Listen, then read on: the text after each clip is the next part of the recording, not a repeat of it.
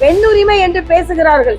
இன்று அண்ணன் ஸ்டாலினும் பேசுகிறார். பெண்கள் தனியாக ஹஜ் யாத்திரைக்கு போக முடியாது என்ற உரிமையை கூட மீட்டெடுக்க வேண்டும் என்று அவர்கள் நினைக்கவில்லை. கண்ணகி நகர்னு ஒரு இடம் இருக்கு, நான் போட்டி போட்ட தென் சென்னையில. ஒரு போதை ஆசாமி காவலர்களை அவர் அச்சுறுத்துகிறார். அது என்ன நடந்துட்டு இருக்கு தமிழ்நாட்டுல? எங்க போனாலும் போதை, எங்க போனாலும் கடத்தல். வேற்றுமையை களைந்தவர்கள் யாரும் கிடையாது. ஆனா உங்க கட்சியில உங்க வாரிசுகளை தவிர வேறு யாராவது வந்துவிட முடியுமா? மறுபடியும் நான் ஒரு சவால் விடுகிறேன்.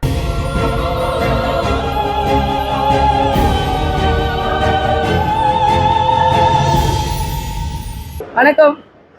ரொம்ப நாள் கழித்து உங்களை எல்லாம் பார்ப்பதில் மிக்க மிக்க மிக்க மகிழ்ச்சி. அது மட்டும் இல்ல, இங்க இறங்கும் போதெல்லாம் ஆளுநராக தான் உங்களை சந்திச்சிருக்கேன். இப்போ முழு நேர அரசியல்வாதியா சந்திப்பதில் மிக்க மிக்க மகிழ்ச்சி, பல மடங்கு மகிழ்ச்சி. அதான் முதல்ல மகிழ்ச்சியை பகிர்ந்து கொண்டுதான் சொல்லணும். அது மட்டும் இல்ல, எனக்கு தேர்தல் சுமூகமாக நடந்து முடிந்திருக்கிறது.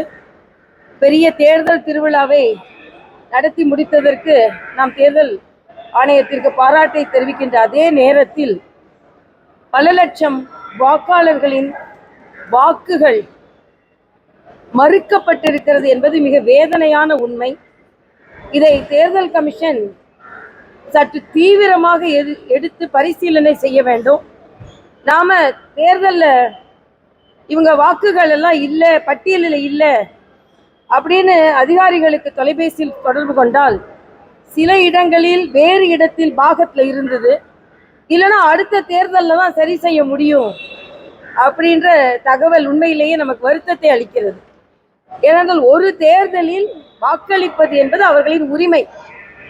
அந்த உரிமை அவர்கள் கையில் அடையாள அட்டை வைத்திருந்த போது கூட மறுக்கப்பட்டிருக்கிறது.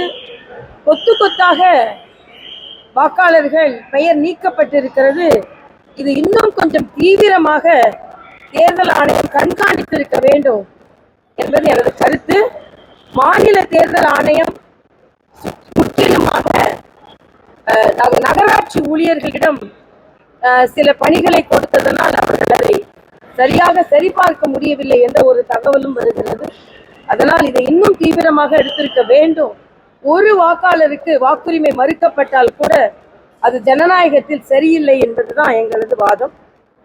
மரியாதைக்குரிய பாரத பிரதமர் அவர்கள் இந்த நாட்டு மக்கள் அனைவருக்குமே ஒன்றிணைந்த வளர்ச்சி, அனைவருக்குமான வளர்ச்சி, அனைவருக்குமான திட்டம் என்பதுதான் அவரது தாரக மந்திரம். அதனால் அவர் என்றுமே சிறுபான்மை மக்களை வேறுமைப்படுத்தி பார்த்ததே கிடையாது. இன்னும் சொல்ல போனால் 10 கோடி இலவச கேஸ் இணைப்புகள் வழங்கியதில் குறிப்பிட்ட சதவீதம் இஸ்லாமிய சகோதர சகோதரிகளுக்கும் அது கிடைத்திருக்கிறது. அதே போல உடல் நலத்தை பாதுகாக்கும் ஆயுஷ்மான் என்ற பிரதமரின் மருத்துவ காப்பீடு திட்டத்தில் கூட எல்லோருமே தான் பலனடைந்திருக்கிறார்கள். இதில் இந்த மதத்தை சார்ந்தவர்கள் இந்த மதத்தை சார்ந்தவர்கள் என்று எந்த வேறுபாடும் கிடையாது. அதனால்தான் சப்கா சாத் சப்கா விகாஸ் என்று அனைவருக்குமான ஒருங்கிணைந்த வளர்ச்சி என்ற ஒரு தாரக மந்திரத்தை 10 ஆண்டு காலமாக சொல்லி வருகிறார். ஆனால் காங்கிரஸ் இந்த நாட்டை ஏறக்குறைய 50 ஆண்டுகள் ஆண்ட பின்பும் சிறுபான்மையின மக்களின் வாழ்வாதாரத்தை அடித்தட்டிலேயே வைத்திருந்து அவர்களை ஒரு வாக்கு வங்கியாக மட்டுமே பயன்படுத்தி கொண்டு வந்தார்கள்.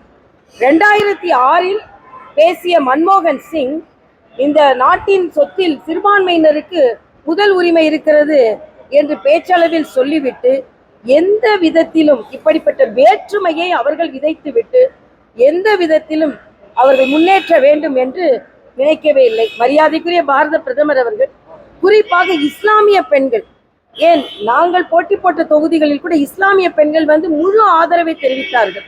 ஏனென்றால் அவர்களுக்கு முத்தலாக்கில் இருந்து விடுதலை கொடுக்கப்பட்டிருக்கிறது. பெண் உரிமை என்று பேசுகிறார்கள். இன்று அண்ணன் ஸ்டாலினும் பேசுகிறார். ஆனால் அவர்கள் ஆட்சி செய்த காலத்துல பெண்கள் தனியாக ஹஜ் யாத்திரைக்கு போக முடியாது என்ற உரிமையை கூட மீட்டெடுக்க வேண்டும் என்று அவர்கள் நினைக்கவில்லை. ஆனால் மரியாதைக்குரிய பாரத பிரதமர் தான் பெண்கள் ஹஜ் யாத்திரைக்கு தனியாக கூட போய் வர முடியும், அது விசா சரியாக அவங்களுக்கு கொடுக்கப்பட வேண்டும் என்று தளர்வுகளையும் ஏற்படுத்தி எல்லாவற்றிற்கும் மேலாக அலிகார் யூனிவர்சிட்டியில இதுவரைக்கும் பெண்கள் இஸ்லாமிய சகோதரிகள் யாரும் வைஸ் சான்சலரா நியமிக்கப்படவில்லை. அவர்கள் நியமிக்கப்பட்டிருக்கிறார்கள். ஆக எல்லா விதத்திலும் சிறுபான்மை மக்களுக்கு உயர்வை தருகின்ற பிரதமரை ஏதோ சிறுபான்மை மக்களுக்கு எதிராக இருப்பதை போலவே ஒரு சித்திரத்தை ஏற்படுத்தி ஏதோ இவர்கள் மட்டுமே அவர்களுக்கு பாதுகாவலர்கள் என்ற ஒரு தோற்றத்தை ஏற்படுத்தி இந்த தேர்தலை முன்னெடுத்து செல்ல விளைகிறார்கள். மரியாதைக்குரிய பாரத பிரதமர் அவர்கள் ஊடுருவல்காரர்கள், அவர்களிடம் நம் சொத்து பறிபோகிவிடக் கூடாது என்பதைத்தான் அவர் தெளிவாக சொன்னார். நீங்க நல்லா பாத்தீங்கன்னா பாகிஸ்தான்ல இருந்து பல பேர் ஊடுருவி இருக்கிறார்கள். ஏன் மேற்கு வங்கத்துல ஒரு கோடி பேருக்கு மேல அவர்கள் ஊடுருவல்காரர்கள் இருக்கிறார்கள். அவர்களுக்கு அந்த மாநில அரசு ரேஷன் கார்டு வரைக்கும் கொடுத்து வைத்திருப்பதனால் அந்த பகுதி மக்கள், நம் மக்கள், நாட்டு மக்களின் அந்த செல்வங்கள் எல்லாம் பறிபோகிறது என்ற எண்ணத்தில் தான் இதையெல்லாம் சொல்லப்பட்டதே தவிர காங்கிரஸ் வேண்டும் என்றே, இன்னும் சொல்ல போனா அதுக்கு எதிர்த்து சொல்றது கூட ராகுல் காந்தி இங்க இல்லை, எங்க போயிருக்காருன்னே தெரியல, வெளிநாடு போயிட்டாருன்னு சொல்றாங்க. ஆக முக்கியமான ஒரு தேர்தல் நடக்கும் போது நாட்டு மக்களோடு நிற்கக்கூட முடியாத ஒரு தலைவரை வைத்துக்கொண்டு காங்கிரஸ் இன்று மரியாதைக்குரிய பாரத பிரதமரை குறை கூறுகிறது என்பதுதான் வேதனை. மரியாதைக்குரிய பாரத பிரதமர் அனைவருக்குமான வளர்ச்சியில் முழுமையாக தன்னை ஈடுபடுத்தி இருக்கிறார். 25 கோடி மக்களை வறுமை கோட்டிலிருந்து மீட்டெடுத்திருக்கிறார். அதே போல கரோனா காலத்தில் அனைவருக்குமே தடுப்பூசி கொடுக்கப்பட்டது.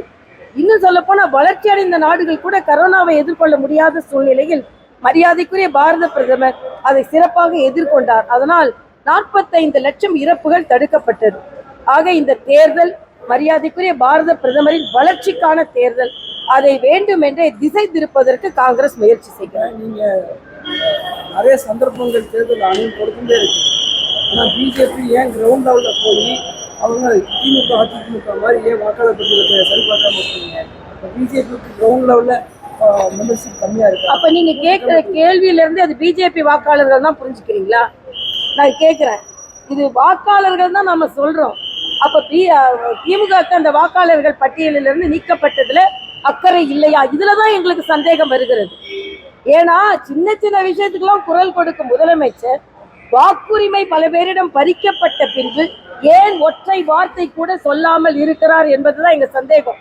ஏனென்றால் பார்த்து பார்த்து பார்த்து, ஏனென்றால் நான் போட்டியிட்ட 199, 201, 202 தொகுதிகள் கவுன்சிலராக இருக்கின்ற பாரதிய ஜனதா கட்சிக்காக விழுந்த வாக்குகள். நான் ஒரே ஒரு கேள்விதான் கேட்கிறேன். வாக்குரிமை பறிக்கப்பட்டால் திராவிட முன்னேற்ற கழகத்தை சார்ந்தவர்களும் திராவிட முன்னேற்ற கழகத்தை சார்ந்த கூட்டணி கட்சிகளும் ஏன் மௌனம் சாதிக்கிறீர்கள்?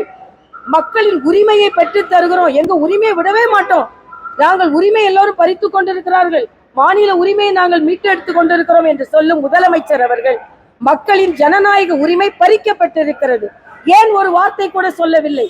இதைத்தான் நான் கேட்கிறேன். நீங்க உரிமையை நாங்கள் மீட்டெடுக்கிறோம் என்றால் வாக்குரிமை மக்களின் உரிமை. நாளைக்கு மக்களை இங்க ஆர்ப்பாட்டம் வைத்திருக்கிறார்கள் நான் கேள்விப்பட்டேன். ஏன் கூட்டணி கட்சிகளும் சரி முதலமைச்சரும் சரி வாக்குரிமை பறிக்கப்பட்டதற்கு ஏன் ஒரு வார்த்தை கூட சொல்லவில்லை? இது உள்நோக்கம் இருக்கிறது. ஏனென்றால் இவர்கள் ஊழியர்களை வைத்து என்னென்ன மாநில தேர்தல் ஆணையம் தான் அதை சரி செய்து கொண்டிருந்தது. இன்னும் சொல்ல போனா நான் சொல்ற டி நகர்ல ஏற்கனவே கவுன்சிலர்ல ஓட்டு போட்டவர்கள் 6 மாதத்திற்குள் நீக்கப்பட்டு இருக்கிறார்கள்.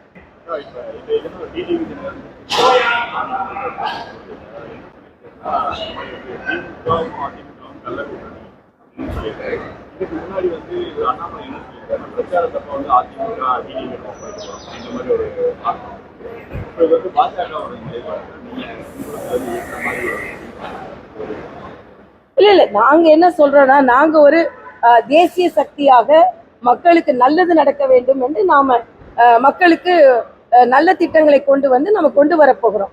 ஆனா அது சகோதரர் தினகரன் அவர்கள் சொல்வதை போல வேறு தேசிய சக்திகள் எதுவும் உள்ள வந்துடக்கூடாது, நல்லது அவர்களுக்கு நடந்துவிடக் கூடாது என்பதற்காக சில இயக்கங்கள் ஒன்றாக இருந்திருக்கலாம். அது வாய்ப்பு இருக்கிறது. தமிழகத்தில் இது மாதிரி நடந்திருக்கிறது இதற்கு முன்னாலேயே. மத்திய அரசுக்கு இணையா சம்பளம் வேணும்னு சொல்லி காங்கிரஸ் கோரிக்கை வைக்கிறாங்க தமிழ்நாடு கவர்மெண்ட். டாக்டரை நீங்க எப்படி பாக்குறீங்க? நிச்சயமாக அவர்களுக்கு இன்னும் பல சலுகைகள் கொடுக்கப்பட வேண்டும். உயர்கல்வி படிக்கின்ற மருத்துவ மாணவர்கள், பிஜி ஸ்டூடெண்ட்ஸ்க்கு இன்னும் பல அழுத்தங்கள் தமிழகத்தில் இருக்கிறது. இவையெல்லாம் சரி செய்யப்பட வேண்டும். எல்லாத்துக்கும் மேல நாங்க இபிடி கொடுக்கும்போது மரியாதைக்குரிய பாரத பிரதமர் நேரடி பண பரிவர்த்தனை மக்களுக்கு இருக்கணும்னு சொல்லும்போது அதை எல்லாரும் சொன்னாங்க. 2 நாட்களா தமிழ்நாட்டில் என்ன நடந்துகிட்டு இருக்கு? கஞ்சாக்கு அடிதடி, அதே மாதிரி ரேஷன் அரிசிக்கு அடிதடி. அது என்னதான் இங்க நடந்து கொண்டு இருக்கு? அரசியல்லையும் அடிதடி, அரிசிக்கும் அடிதடினா என்ன அர்த்தம்? அதில் அரிசியை வாங்கி பாலிஷ் பண்ணி அதை மாவாக்கி அதை கடத்தல் செய்கிறாங்க. அதுக்கு திராவிட முன்னேற்ற கழகத்தை சார்ந்தவர்கள் கூட்டு. அதே மாதிரி சாதிக்குள்ள இருந்தாலும் அவர் என்ன சாதிக்கணும்னு நினைச்சாலும் அது சாதிச்சிட்டாரு. நீங்க பார்த்தீங்கன்னா எங்க பார்த்தாலும் போதை மருந்துகளால் சண்டை சச்சரவு, பொதுமக்கள் பாதிக்கப்படுகிறார்கள். கண்ணகி நகர்னு ஒரு இடம் இருக்கு, நான் போட்டி போட்ட தென் சென்னையில. ஒரு போதை ஆசாமி காவலர்களை அவர் அச்சுறுத்துகிறார். அது என்ன நடந்துட்டு இருக்கு தமிழ்நாட்டில்? எங்க போனாலும் போதை, எங்க போனாலும் கடத்தல். இங்க உள்ள அரசாங்கம் அதை சரி செய்யட்டும். அதை விட்டுவிட்டு நாங்க எப்ப பார்த்தாலும் மோடி அவர்களை நாங்க விமர்சனம் செய்வேன் என்று சொல்வது சரியல்ல என்பதை மக்கள் நன்றாக புரிந்து கொள்ள வேண்டும்.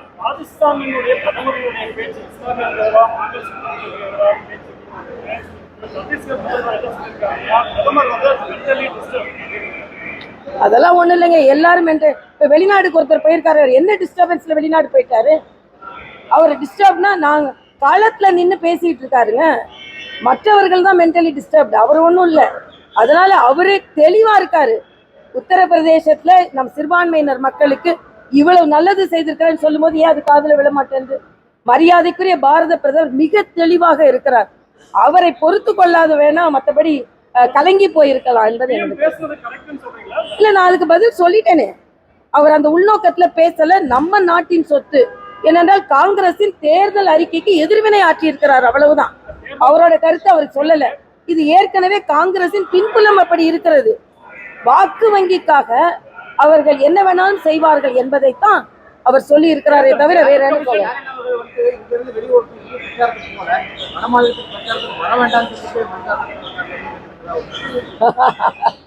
ஆமா, அந்த அந்த அளவுக்கு தான் அவங்களோட இருக்கு. அதாவது ஜெயில 2 சீஃப் மினிஸ்டர் இருப்பாங்க. பினராயி விஜயன் ராகுல் காந்தி கூட சண்டை போட்டுட்டு பிரியங்கா காந்தி ஏன் பினராயி விஜயனை ஏன் கைது செய்யலன்னு கேட்டுட்டு இருக்காங்க. இன்னொன்று, இங்கே உள்ள ஒரு அமைச்சரே சிறையில இருக்காரு, துறை இல்லாத அமைச்சர். அவருக்கு என்ன துறைன்னு அவரால் சிறைத்துறை கொடுத்துருக்காங்களான்னு எனக்கு தெரியாது. ஆக ஒரு சிறையில ஒரு அமைச்சர், சிறையில 2 முதலமைச்சர்கள், வெளிநாடுக்கு ஓடி போன ஒரு தலைவர், இவர்களை வைத்துக்கொண்டு இவர்கள் இந்தி கூட்டணி என்று பேசிக் கொண்டிருக்கிறார்கள். ஆனால் ஒட்டுமொத்தமாக நாட்டு மக்களுக்கு நல்லது செய்வதற்காக பாரத பிரதமரும் பாரதிய ஜனதா கட்சியும் தனது பிரச்சாரத்தை மேற்கொண்டிருக்கிறார்கள். மக்கள் அவர்களுக்கு வாய்ப்பளிப்பார்கள்.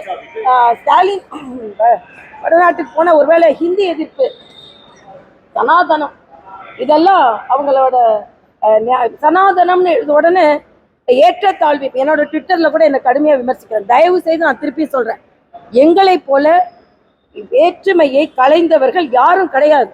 ஆனா உங்க கட்சியில உங்க வாரிசுகளை தவிர வேறு யாராவது வந்துவிட முடியுமா? மறுபடியும் நான் ஒரு சவால் விடுகிறேன். இன்னைக்கு உதயநிதிக்கு கொடுத்திருக்கின்ற முக்கியத்துவம் மற்ற தொண்டர்களுக்கோ, கடுமையாக உழைக்கக்கூடிய தொண்டர்களுக்கோ கிடைக்கிறதா என்பதுதான். அந்த உரிமையை மறுக்கப்படுகிறது, அங்கே ஏற்றத்தாழ்வு இருக்கிறது. ஆனால் எங்கள் கட்சியில் அப்படி இல்லை. யார் வேணாலும் தொண்டராக மாறலாம், யார் வேணாலும் தலைவர் ஆகலாம், யார் வேணாலும் ஆளுநர் ஆகலாம், ஒரு அரசியல்வாதி ஆகலாம்.